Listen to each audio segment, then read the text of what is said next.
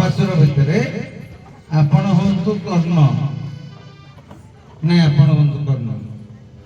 ଏ କଳ୍ପାସୁର ଭଳି ତ ଦେଖା ଯାଉଛନ୍ତି, ଆଉ ମାରିଛନ୍ତି। ନାଇଁ ନାଇଁ, କର୍ଣ୍ଣ ଭଳି ଦେଖା ଯାଉଛନ୍ତି, କଳ୍ପାସୁର ଭଳି ଦି ଆଡୁ ଦେଖା ଯାଉଛନ୍ତି। ଆପଣ କଣ ହେବେ? ଆପଣ ଜାଣିଛନ୍ତି ମୁଁ ଯାହା ଦେଲେ ଖୁସି। ଖୁସି? ଆପଣ କଳ୍ପାସୁର, ସେ କର୍ଣ୍ଣ। ଆପଣଙ୍କୁ ଦେଖି ଆରମ୍ଭ ହବ। ବିଷୟଟା ଯେମିତି ହେଲା, ନାଇଁ ନାଇଁ, କଳ୍ପାସୁର ଆଗ ପଚାରିଛି କର୍ଣ୍ଣକୁ ନା। ଆଉ ବାଟରେ ଭେଟ ହେଇଯାଇଛନ୍ତି କର୍ଣ୍ଣ, କିନ୍ତୁ ପ୍ଲଟ ଟା ଟିକେ ଗାଉଥିବେ, ବେଶୀ ନେବେନି। ତାପରେ ତାଙ୍କ ଭିତରେ ଯୁଦ୍ଧ ହବ।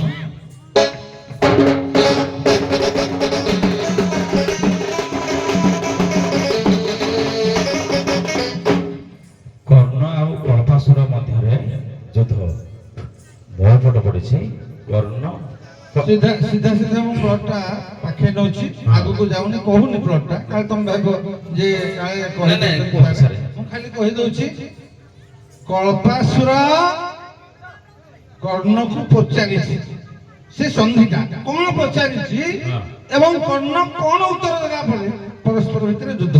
ତାପରେ ଆମେ କହିଦେବା ପ୍ଲଟ, ଯଦି ନ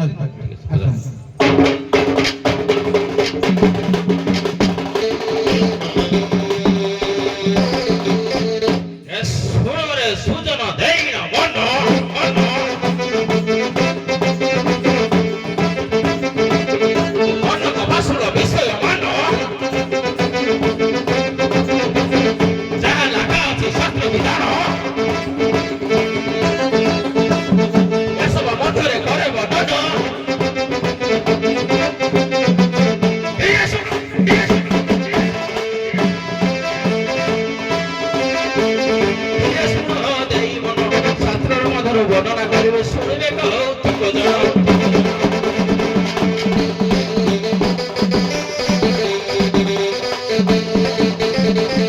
କଳ୍ପାସୁର ବୋଲେ କିଏ ରେ ତୋହି?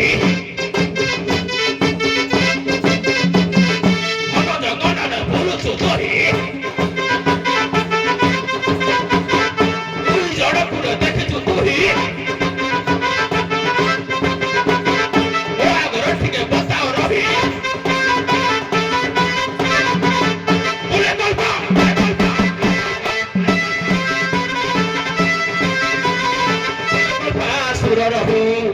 ଦୁଇ ଜଣ ମଧ୍ୟରେ ଘମାଘଟ ଚର ହୋଇଅଛି। ଆରେ ରହୁ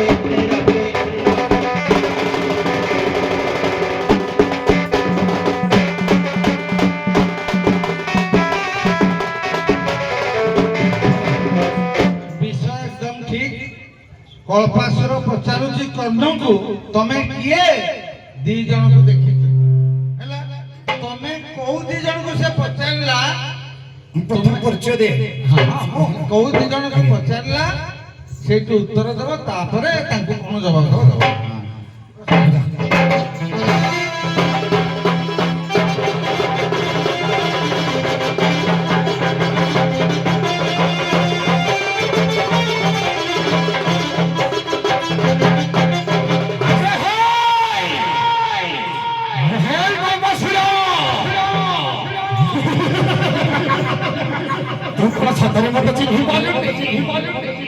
अरे वो कर्ण सूर्यचंद्र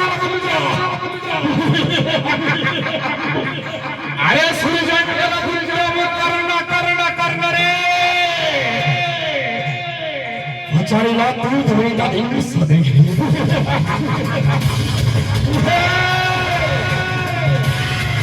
सुनो आगे हंसू किया तो सुनो आगे हंसू किया तो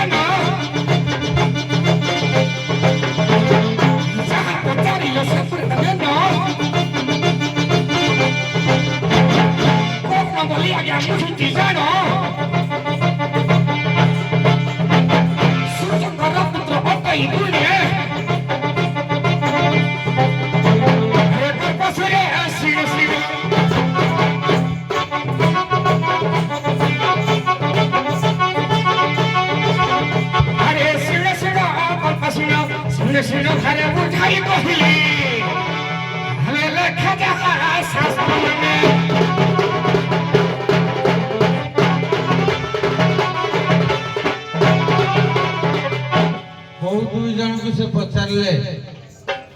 ତୁମକୁ କୋଉ ଦି ଜଣ କଥା ପଚାରିଥିଲେ ସେ?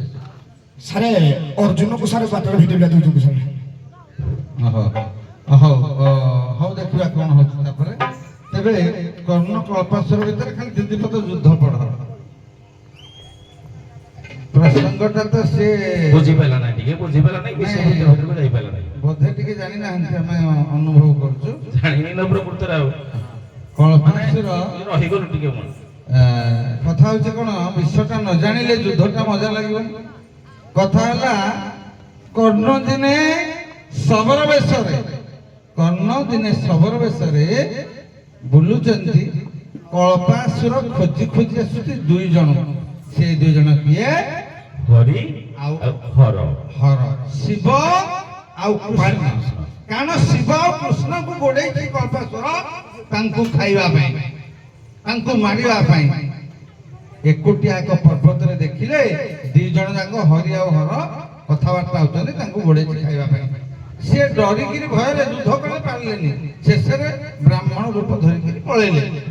ସେଇ ଦିଟାକୁ କଳ୍ପାସୁର ପଚାରୁଛି, ଏ ବାବୁ ତୁ କିଏ? ମୋର ଦିଟା ବ୍ୟକ୍ତି କି ଦେଖିଛୁ କି ବ୍ରାହ୍ମଣ ବେଶରେ ଯାଇଛନ୍ତି? ସେ କହୁଛି କଣ ପାଇଁ ଭାଇ, କଣ ପାଇଁ କହୁଛ? ନା ଏ ଦିଟାକୁ ମୁଁ କରିବି, ମାରିବି। ଆରେ ପଳାତକ ସୈନ୍ୟକୁ ତୁ ମାରିବୁ, ତୁ ବୀର ଦେଖାଉଛୁ? କର୍ଣ୍ଣ କହିଲେ ଯେ ପଳଉଛନ୍ତି ଲୁଚିକିରି, ତାଙ୍କୁ ତୁ ମାରିବୁ, ତୁ ବୀର? କହିଲା ତୁ ମତେ ଉପଦେଶ ଦେବୁ? କିଏ କହିଲା? କଳ୍ପାସୁର କହିଛି। କହିଲା ଉପଦେଶ ଦେବୁ? ଏ ତୁ କିଏ? ଆଉ ଥରେ ତୁମକୁ ପଚରା ହେଇଥିଲା, ମୁଁ ଭାବିଲି ତମ ପ୍ଲଟଟା ନିଶ୍ଚିତ ଜାଣିଛ। ଆଉ ଥରେ କର୍ଣ୍ଣ କଳ୍ପାସୁର କଲଚର କର, ସେଇଥିପାଇଁ କହୁଛେ ଆମେ ଗତାନୁଗତିକ ଭାବେ କଳାକାର, ବହୁତ ଦିନ ଧରି କଳାକାର, ସୁନ୍ଦର କଳାକାର, ଗୀତ ନାଚ ଗାଇବା ଶୈଳୀ କେହି କାହାକୁ କମ ନୁହନ୍ତି। କଲଚର କର। ମୁଁ କହିଥିଲି ଯେ ଦିଥର ନୀଳବାଣ ଆଉ ଭୁଜବାଣ ପଚାରିଥିଲି। ଏଇ ପେଣ୍ଡାଲରେ 2 ବର୍ଷ ତଳେ ମୁଁ ଥିଲି ଭାଗବତପୁରରେ, ମୁନା ଥିଲୁ ଏଇପଟେ କାନ୍ଦସରରେ। ଏଇ ବିଷୟ ଏଇ ପେଣ୍ଡାଲରେ ହେଇଥିଲା। ମୁଁ ସେଇଥିପାଇଁ କହିଲି ଯୁଦ୍ଧଟା ଟିକେ ଭଲ ହବ। ଛାଡ଼ ଯିବା ପ୍ରସଙ୍ଗ ଭିତ୍ତିର ଗୋଟିଏ ପ୍ରଶ୍ନ ପଚାରିକି ଛାଡ଼ିଦେବା। କଳ୍ପାସୁରର ନିବାସ ସ୍ଥଳୀ କିଏ? ସେ କଳ୍ପାସୁର, ତାଙ୍କର ଆଶ୍ରୟସ୍ଥଳୀ ଓ ତାଙ୍କ ପିତାମାତା ନାଁ?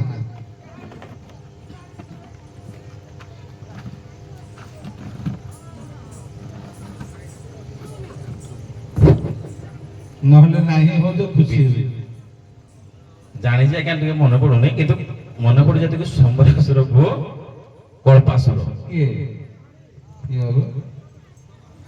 ହଁ ଧନ୍ୟବାଦ, ଉତ୍ତର ବୋଧେ ଖାତାକୁ ଆସୁନି। ଜାଣିଛି କିନ୍ତୁ ମନେ ହଉ ସବରୀ ମା ମାନେ ତମେ ତ କୋଳି ବିକିନ କି କିଛି ବିକିନ, ତମକୁ ଦିଆଯାଇନି। ଆଜ୍ଞା ମନେ ପଡିଲା, ମାୟାସୁର ପୁଅ ହଉଛି କଳ୍ପାସୁର। ଏତେବେଳେ କହିଲ, ତମ ଖାତା ଜିରୋ କରାହେଇଛି। ତମେ ପ୍ରଶ୍ନ ଉତ୍ତର ଗୁଡିଏ ଜାଣୁଛ କହୁନ, ତେଣୁ ଆଜିର ଖାତାରେ ଆମେ ଜିରୋ ଲେଖିବୁ। ଏଇ ଝିଅ, ତମର ସବର୍ଣ୍ଣୀ ଜାତିରେ ବିଶେଷ କରି କୋଉ ପକ୍ଷୀର ପରଟାକୁ ଧର ଶ୍ରେଷ୍ଠ, ବିଶେଷ ଆଗ୍ରହ? ଦେଖିଆ ମା ମାନେ କେତେ ତ ପର ତମ ମାର ମୁଣ୍ଡରେ, କେତେ ତ ଚଳେଇବ ନା ବି ମୁଁ ଜାଣିଛି ନା। କୋଉ ପକ୍ଷୀର ପରଟା ତମର ଶ୍ରେଷ୍ଠ, ତମେ ସେଇଟା ନ୍ୟାୟ ସବର ମିଶିକି କୁହ। କଣଟା କଥା ତ ହେଇସାରିଲାଣି। ହଉ କହିଲ ଆଉ କ ପକ୍ଷୀ ଆଜ୍ଞା? ତୁମେ ସାରେ କୁକୁଡ଼ା ପକ୍ଷୀ। ଗଞ୍ଜା ପରଟା ମାନେ କୁକୁଡ଼ାଟା, ଏଇଟା ଠିକ? ପତ୍ର ସାର ବହି ଟିକେ ଦେଖି ମୁଁ ସାର ମୋର ପ୍ରଶ୍ନ ତ କଲେ ମୁଁ ବହି ପଢେନି, ମୋ ଖାତାର ଉତ୍ତର ନୁହେଁ,